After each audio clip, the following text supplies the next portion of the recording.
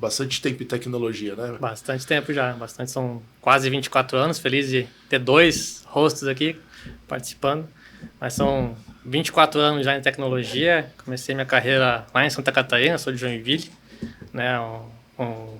Até um fato curioso, eu não ia fazer tecnologia, eu ia fazer engenharia civil, mas enfim, meu pai é de tecnologia, meu irmão também, mais velho, também me influenciaram e eu entrei para esse mundo. Comecei na TOTOS, lá em Joinville, como desenvolvedor, e aí em 2006 mudei para São Paulo, onde eu estou aqui já há 18 anos, vou fazer 19 anos esse ano.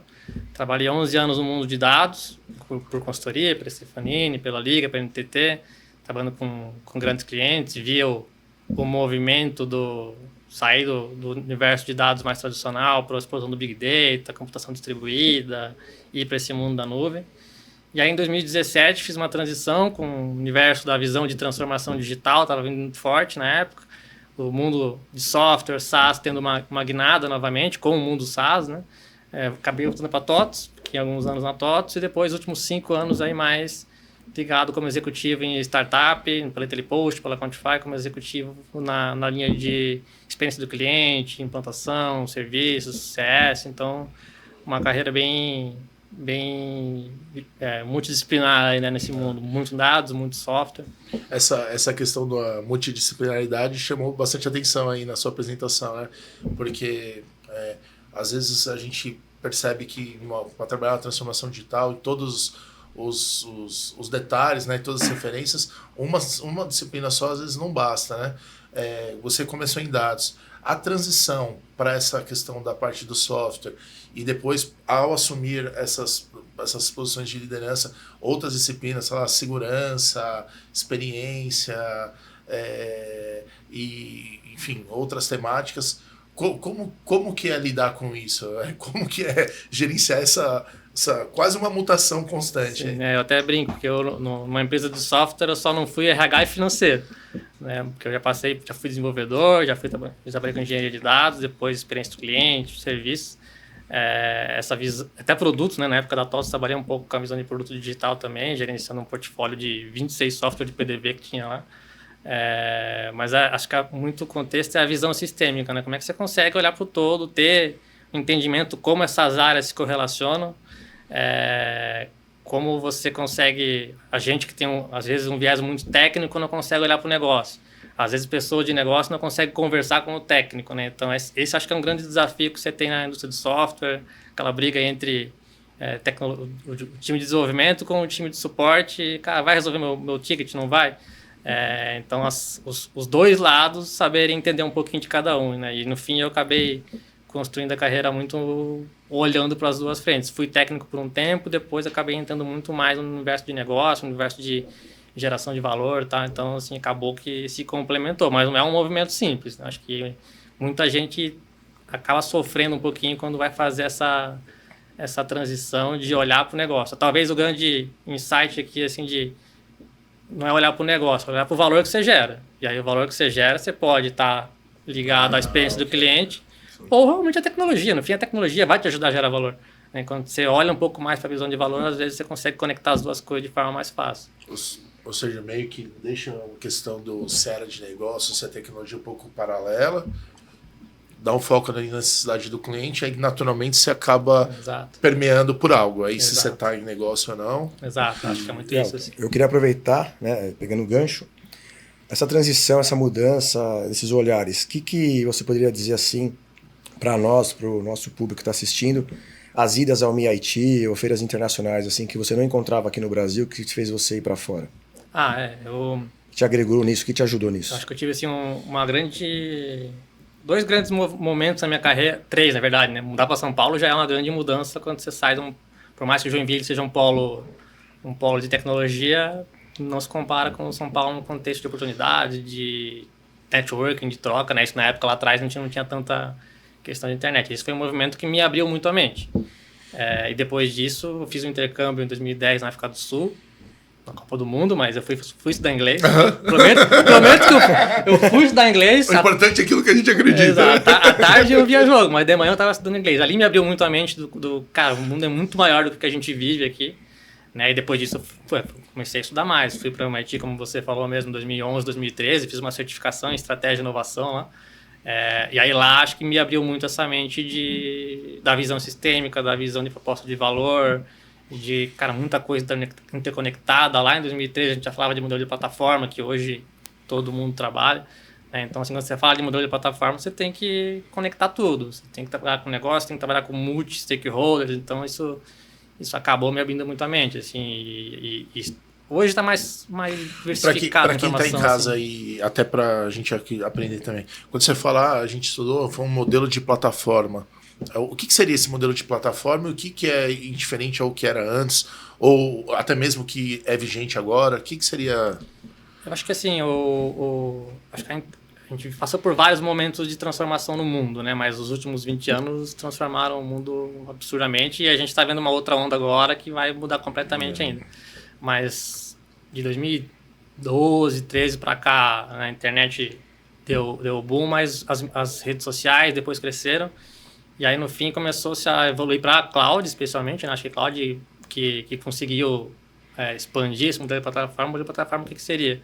A gente não tem mais aquele software empacotado, fechado, que trabalha com uma única linha de negócio e não se comunica com o exterior. Tanto como tecnologia, tanto como negócio.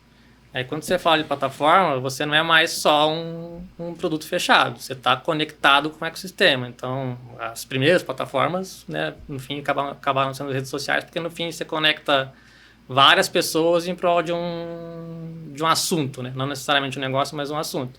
Então, você tem múltiplos stakeholders. Numa rede social, você tem as pessoas que geram conteúdo e as pessoas que consomem.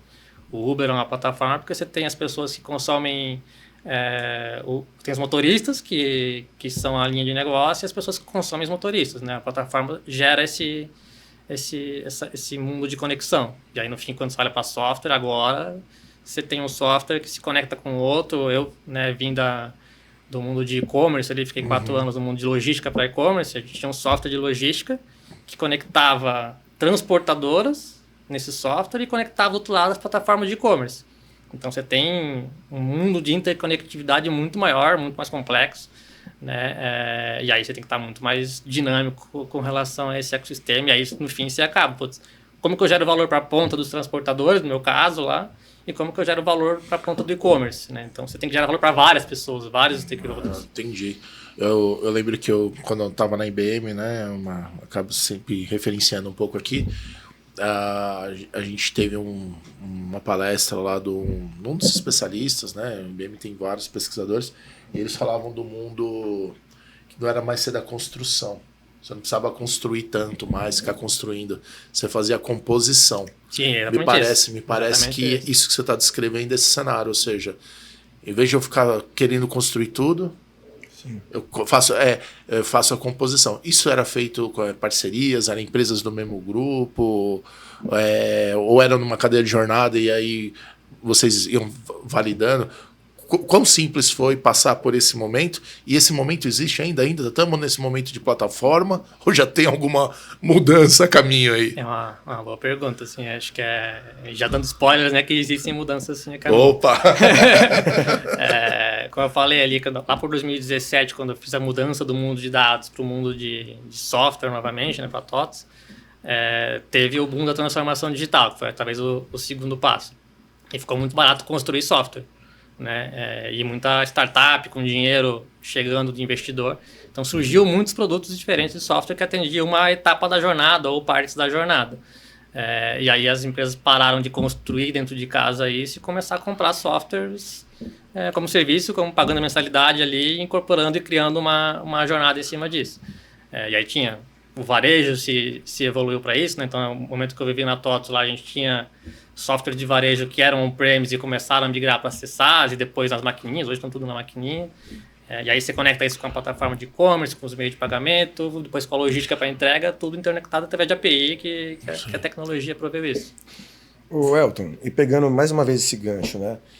Você na sua experiência, por que a gente, aí vou falar do cenário brasileiro, você conhece muito melhor do que eu essa parte, a gente demora muito. Por exemplo, vamos pegar microserviço, né? Teve esse boom, todo mundo descobriu que precisava de API e nenhuma arquitetura estava preparada. E aí muitas consultorias vão lá conversar e tal, e ainda tinha uma resistência assim, das pessoas, né, para entender aquilo. Por que você acha que a gente demora? Ninguém vê isso antes? Ou é por causa que é engessado, as empresas são grandes? do mercado? Eu acho que isso passou um pouco já. Acho que antigamente tinha muito mais isso, até porque a gente não tinha tanta... A informação não era tão difundida, mas hoje já quebrou um pouco. Até tá Mas eu digo nessa época aí, que foi a transformação de 2017, 18, 19 ali. A gente pegou muito casos assim. Eu acho que é um movimento mais cultural nosso mesmo, de ser, óbvio, né, o cenário completo, mas a gente é um pouco resistente à mudança como pessoa naturalmente. E quando você não está no polo que está construindo as coisas, você está consumindo, né? E aí você consome, você tem os early adopters que começam rápido a usar essas tecnologias, mas acaba sendo depois lá a galera que entra no meio do caminho. E a gente naturalmente acaba entrando no meio do caminho. Hoje o movimento está totalmente ao contrário. Todo mundo quer ser early adopter, mas não sabe como. Né? O termozinho lá, o fear of missing out, né? O FOMO, todo mundo quer fazer IA. Para quê? Não sabe, mas quer fazer IA. Né? Então isso se inverteu um pouco nesse momento, mas nem todo mundo sabe fazer do mesmo jeito. Então é um ponto também.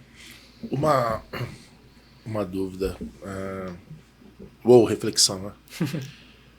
Acho que é mais uma reflexão. Teve esse momento muito forte ali que entrar nas plataformas, você começa a ter uma pluralidade de APIs, entra nesse mundo da composição, onde conceitualmente no limite você não precisa da área de TI, né? Uma vez que você fizer bons acordos e boas composições, ou não uma área de TI como tradicionalmente vista, aquela de run the business, mas uma que tem essa cabeça da composição, mas mesmo assim as áreas de negócio antigas, né, vamos dizer assim, elas não tomaram esse cetro que foi pseudo concedido, assim, do tipo, agora vocês têm a liberdade. Eles, na grande maioria, né, vamos falar, elas não fizeram e continua sendo na área da TI. E aí, na sequência, a gente vê esses movimentos da fintech, edutech, health tech, tudo tech, onde a TI quase diz assim, meu, o carro passou, agora é a gente que manda. Você, primeiro, né, essa visão, esse cenário que eu montei, você acha que ele é existente ou é só uma amostragem? Como que você vê? Eu acho que tem momentos aí nos últimos 5 anos. Eu acho que teve um momento, e agora a gente está passando por uma transformação, e aí não tem nada a ver com a tecnologia ou com o negócio, tem a ver com o poder capital que a gente teve há uns 3, 4 anos atrás, ou até uns 5, 6 anos atrás, de muito dinheiro disponível e o dinheiro estava barato. Então, assim, você conseguia investir em um monte de coisa, a tecnologia falou, me dá o orçamento aqui que eu vou trazer infinitas possibilidades para você. E aí, no fim, a tecnologia ficou com muita força, por ter dinheiro na mão para poder investir de forma barata. E aí, de 2 anos para cá, o dinheiro ficou caro, juros altos e tal. E aí, a gente está vendo alguns movimentos novamente de, talvez, a força voltar para o negócio, não vai ficar tanto na tecnologia. Quem for de tecnologia, que você falou que é o run the business ali, que não está muito ligado ao negócio, não está ligado à proposta de valor que a gente falou no começo, no fim não vai se sustentar e vai acabar perdendo força. Quando você junta as duas frentes, né, putz, vamos pegar o orçamento aqui que está mais restrito e vamos olhar para o contexto de negócio, o que a gente vai resolver e se vai ter tecnologia ou não é outro ponto. Baseado naquela história que você comentou, né, no começo você falou, vamos focar aqui no valor, e aí eu fiz uma transição que não é simples, né, de tecnologia para negócio. Aí vem mais uma daquelas perguntas boas, assim. Faz sentido uma empresa ter área de tecnologia atualmente? É uma pergunta bem capciosa. E vale para a mesma coisa. Faz sentido ter área de negócio? O modelo já não teria que ser um pouquinho diferente? Acho que talvez a gente precisa quebrar um pouco os silos, né? A gente não ter a área, mas ter os perfis, né? As pessoas, né? Eu acho que é um pouco disso assim. Cara, no fim, você vai precisar ter um CTO, você vai precisar ter uma pessoa que olha para o negócio comercialmente, mas elas deveriam estar trabalhando em conjunto, né? Eu acho que é mais esse o ponto, assim. Porque no fim, que a gente estava falando de plataforma, cara, você tem que construir alianças com o mercado, então você tem que ter um perfil de alianças, tem que ter um perfil de negócio que vai olhar para o go-to-market, que a gente tem falado tanto hoje na linha de software. Como é que você faz o GTM, que isso alimenta o pessoal de produto e tecnologia para construir os produtos.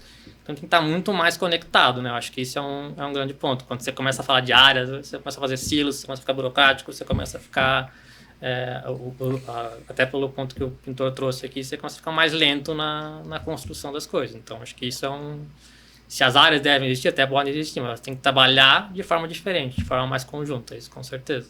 Isso, cara, seja na indústria de software, seja na indústria tradicional, que vai conectar tecnologia com o negócio, é um ponto que dificulta bastante. E aí teve aquele boom da agilidade, né? Eu vou perguntar para você onde a agilidade ajudou a gente nisso, acho que ajudou bastante, e depois onde se perdeu, que começou a ficar mais próximo às áreas.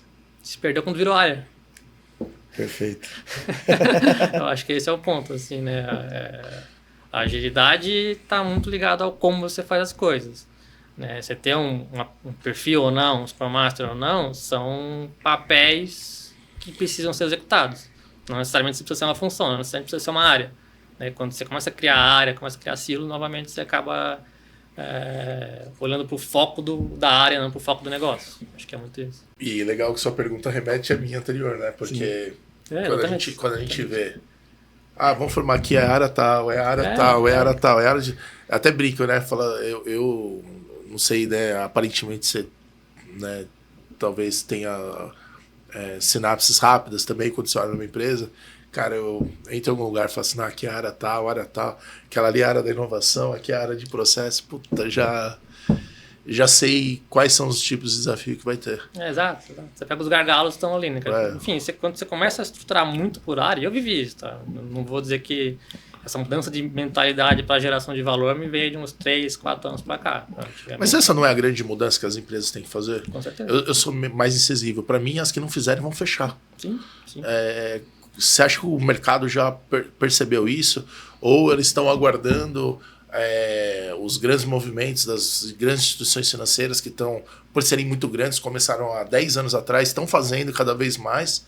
E aí quando vão despertar, né, para isso? O que você percebe? Cara, eu acho que tá todo mundo meio perdido e meio ainda embasbacado com o movimento de inteligência artificial. Assim, tem muita coisa acontecendo muito rápido e o pessoal não consegue avaliar o impacto disso no todo. Assim. Então, assim, acho que tem gente que está querendo fazer IA, tem gente que não sabe nem o que vai fazer, porque isso está mudando tudo, as formas de trabalho, a automatização, esse tipo de coisa. E acho que tem muita gente que está meio assim, cara, não sei o que eu vou fazer, não, tô com medo do que está acontecendo, e assim, a gente vive isso no dia a dia, a gente conversa muito. Mas isso muda completamente o cenário. A gente estava falando do contexto do software, né, de acoplar vários softwares, comprar vários softwares. Talvez agora IA tá permitindo você construir coisas dentro de casa, automatizar muita coisa. Soluções no-code estão muito baratas, então você consegue talvez trazer para dentro de casa e começar a construir de novo. E aí você consegue fazer isso em forma conjunta.